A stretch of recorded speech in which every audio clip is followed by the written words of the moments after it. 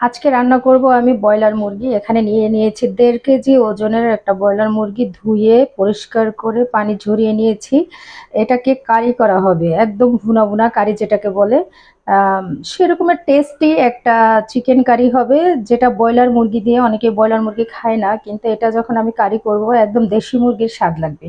তো তার সাথে নিয়ে নিয়েছি আমি পেঁয়াজ কুচি।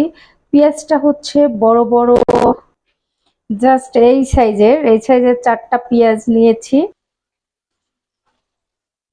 এই আছে, সরষের তেলটা আগে গরম করে নিয়েছি, তারপর আমি পেঁয়াজটা দিয়ে দিলাম। পেঁয়াজটা ভাজা ভাজা মানে হালকা ভাজা হয়ে গেলে আমি দিয়ে দিব আদা রসুন। আমি আদা রসুনটাকে একসাথে পেস্ট করে নিয়েছি। তারপরে এটা হচ্ছে টমেটো সস, যেটা অর্গানিক টমেটো সস। আমি নিজের হাতে বানিয়েছিলাম টমেটো সসটা, এটা বক্সটা ভরা ছিল, আমি খেয়ে ফেলেছি। এত টেস্টি একটা টমেটো সস। আমি আরেক সময় এই টমেটো সস কিভাবে তৈরি করা হয় তার একটা ভিডিও আপলোড করব ইউটিউবে অবশ্যই। তাৎক্ষণিক আমি পেঁয়াজটা ভালোভাবে ভেজে নেই। আর এই মুরগির গোশটা খাওয়ার জন্য আমি এখন নিয়ে নিব নাজের চাল 1 পট। মানে নাজের চালটা হচ্ছে ছোট চিকন, 1 পট নাজির।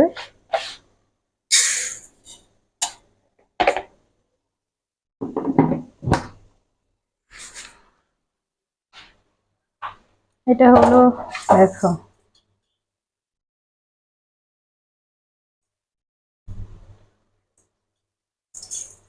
এটাকে ধুয়ে নেব।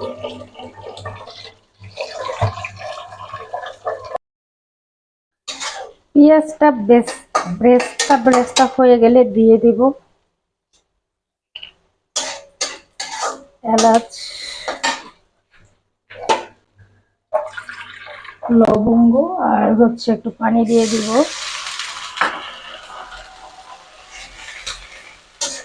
হয়তো মশলাটা পুড়ে যাওয়ার সম্ভাবনা থাকতে পারে।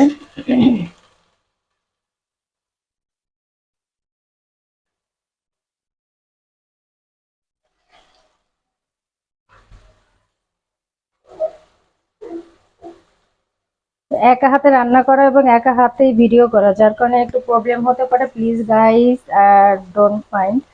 এরপরে দিয়ে দিব আদা বাটা, রসুন বাটা,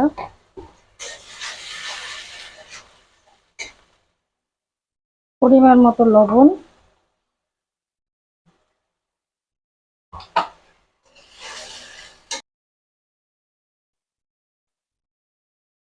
মরিচের গুঁড়ো। একটু ঝাল ঝাল হবে যেহেতু এটা কারি, সেই ক্ষেত্রে একটু ঝাল করার জন্য মরিচের গুঁড়ো পরিমাণ মতো, যে যেরকমের ঝাল খায়। দিয়ে দিলাম হলুদ গুঁড়ো,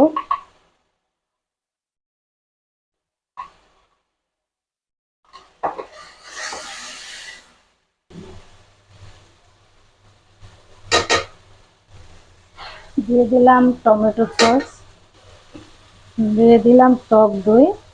টক দইটা যদিও আমি সিরকা দিয়ে টক দইটা বানিয়ে নিয়েছি। এখন ভালোভাবে মশলাটা কষিয়ে নিব। তারপর দিয়ে দিব সয়া সস,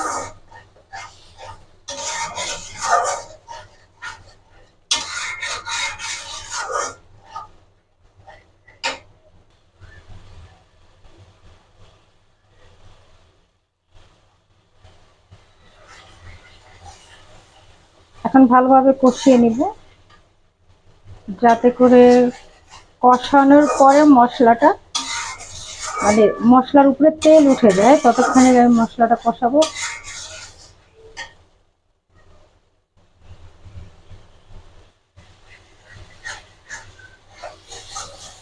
আমি একদম কম তেলে আমি মুরগিটা রান্না করব, কারণ তেলের পরিমাণটা আমি খুবই কম খাই। মোটামুটি মশলা খাই, ঝাল এবং তেলটা কম খাওয়া হয়।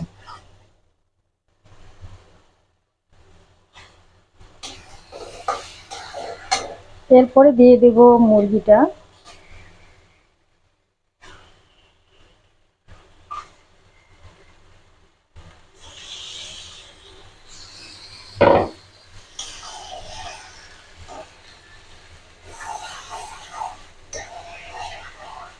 এটা ধরেই কষাতে হলো, তো কড়াইটা পড়ে যাওয়ার সম্ভাবনা থাকে। তাহলে আমি এটা ইউটিউবে দেওয়ার জন্য রান্নাটা শুরু করিনি, তাইলে হয়তো ননস্টিকের কড়াই নিয়ে নিতাম বা ভালো ভালো ফুডসনগুলো নিয়ে নিতাম। আমার এটা হচ্ছে রেগুলার রান্নাঘর, এবং রেগুলার যে রান্নাটা আমি করছি, আমি ভাবলাম যে আজকে রান্নাটা একটু ভিডিও করে আমি পোস্ট দিই। ভালোভাবে মুরগিটাকে কষিয়ে নিলাম, এখন ঢাকনা দিয়ে দেব।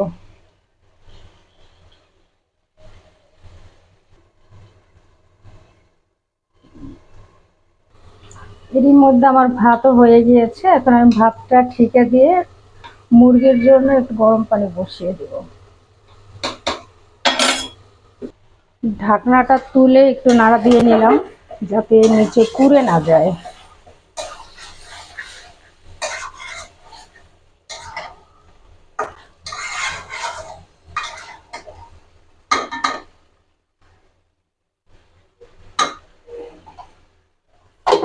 ঢাকনাটা দিয়ে এখন ভাতে ঠিকে দিয়ে দিব। কষানো হয়ে গিয়েছে, ওদিকে পানিটা ফুটতেছে, দেখো ডক করে পানি ফুটতেছে। এখন এই কষানো চিকেনের মধ্যে আমি হচ্ছে ফুটন্ত গরম পানি দিয়ে দিব।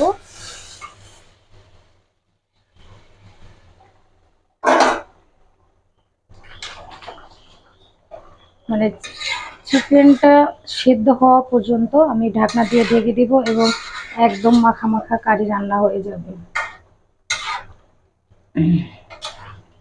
আমি যেটুকু পানি দিয়ে দিয়েছি জাস্ট এতটুকুই। এখন ঢাকনাটা দিয়ে দেবো কিছু। এখনই আমার হাত পা পুড়ে যেত, ওই হাঁড়িতে গরম পানি ছিল, গরম পানিগুলো পড়ে গিয়েছে। আল্লাহ আমাকে বাঁচাইছে, যদিও চালের ড্রামের উপর পড়েছে, নিচে পড়েছে, তো আমি একটু সরে গিয়েছি।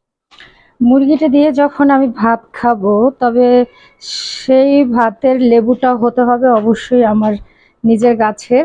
তো আমি এখন ছিঁড়ে নিব আমার গাছের, মানে বারান্দার গাছের লেবু, নিজের হাতের গাছ লাগানো, এবং নিজের গাছের লেবুটা খেতে সেই টেস্ট আসলে। আমি ছিঁড়ে নিব এটা। আলহামদুলিল্লাহ লেবুটা অনেক বড় হয়েছে। আমি সকালে দেখে গিয়েছিলাম যে লেবুটা ছিঁড়বো। আমার লেবুগুলো হয় কি পেকে পড়ে যায় নিচে, আর আমার দারোয়ানরা খায়। দেখো হিউজ পরিমাণ লেবু হয়েছে আমার। আমি কিভাবে দেখাই, এই যে হিউজ, মানে একটা ডালে এত লেবু হয়েছে, লেবুর ভারে আমার গাছ, মানে আমি উঠাইতে পারতেছি না এরকম মনে হচ্ছে। দেখো গাছের গোড়াতে এই লেবু, এখানে একটা, এখানে একটা। লেবু গাছের যত্ন নিতে হয়। এখন ছিঁড়ে নিলাম নিজের গাছের লেবুটা, এই লেবুটা দিয়ে ভাত খাবো আজকে। আর বাসার সিনারিটা কত সুন্দর, যেমন আলো বাতাস সবুজ গাছ গাছালি একদম ভর্তি, সেই সুন্দর। আমার এটা হচ্ছে বেডরুম, বেডরুমের পাশেই দেখো এই যে মানুষের দুপুরবেলা সম্ভবত যারা জব করে এদের ছুটি হয়েছে, ওরা যাচ্ছে। এটা হচ্ছে একটা কোয়ার্টার, গ্রামের মতো একদম কাপড় চোপড় ধুয়ে শুকা দিয়ে দিয়েছে। যদিও সিনারিটা আমার পাকের ঘর থেকে দেখা যায়, দেখো একদম গ্রাম্য সিনারি, সবাই কাপড় চোপড় এমন ভাবে শুকা দিয়েছে যে মনে হয় গ্রামের উঠানে এই কাপড় দিয়েছে। আমার চিকেনটা বোধহয় হয়ে গিয়েছে, এখন আমি এটাকে উঠাই নিই। আমার রান্না শেষ, প্রায় কমপ্লিট। আরেকটু হবে, ঝোলটাকে আমি একদম শুকিয়ে নিব। কিন্তু যারা কাঁচা সরিষার তেলের ঝাঁজটা নিতে পারো, আমি দিয়ে দিচ্ছি আর একটু তেল। যারা কাঁচা সরিষার তেলের ঝাঁজটা নিতে পারো তারা অবশ্যই সরিষার তেল দিয়ে দিবে, কারণ সরিষার তেলের গন্ধরাই সেই টেস্ট। আবার অনেকে আছে সরিষার তেলের গন্ধরা নিতে পারে না, তাদের দেওয়ার দরকার নেই। আমি হালকা একটু সরষের তেল দিয়ে দিলাম উপরে, যেহেতু আমি আগে তেলের পরিমাণটা খুবই কম দিয়েছিলাম। এখন যেমন মুরগি এবং মশলাটার ভিতরে আমার যেহেতু আমি বিল্লু পালি, বিল্লুর জন্য আমি মুরগির 2টা পা দিয়ে দিয়েছি, ও খায়। ও আমাদের সাথে লেগ পিসটাই খায়, তারপরও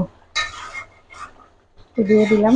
গাইস কিছু মনে করো না, রান্নার মধ্যে মুরগির পাটা দেখা যাচ্ছে বলেই কিছু মনে করো না। হয়ে গেছে আমার চিকেন কারি। এখন আমি গরম গরম ভাত দিয়ে খুব মজা করে চিকেন কারিটা খাবো। এ যাবৎ সবাই পাশে থাকো এবং আমার চ্যানেলটা সাবস্ক্রাইব করো। চ্যানেলটা প্লিজ প্লিজ প্লিজ প্লিজ তোমরা আমার চ্যানেলটা সাবস্ক্রাইব করো এবং আমার কাছ থেকে নতুন ভিডিও পেতে হলে ব্ল্যাক বাটনটা টিপে রাখবো। অবশ্যই অবশ্যই দেখো রান্নাটা। লেবুটা ধুয়ে নিয়েছি, লেবুটাকে আমি এখন কাটবো। দেখি লেবুর ভিতরে রস কেমন হয়েছে, কারণ লেবুটা এখনো পুরোপুরি বাত্তি হয়নি। কারণ যদি লেবুটা বাত্তি হতো, ওয়াও, বাত্তি হয়ে গিয়েছে, বিকজ যেহেতু বিচিটা এত হয়েছে, মানে এত টেস্টি লেবুটা, এত টেস্টি এত টেস্টি, তোমাদেরকে বোঝানো যাবে না। লেবু কাটার স্টাইল দেখেছো? লেবুটা এভাবে কাটতে হবে যাতে আমার মোটা অংশটা খুলে আসে।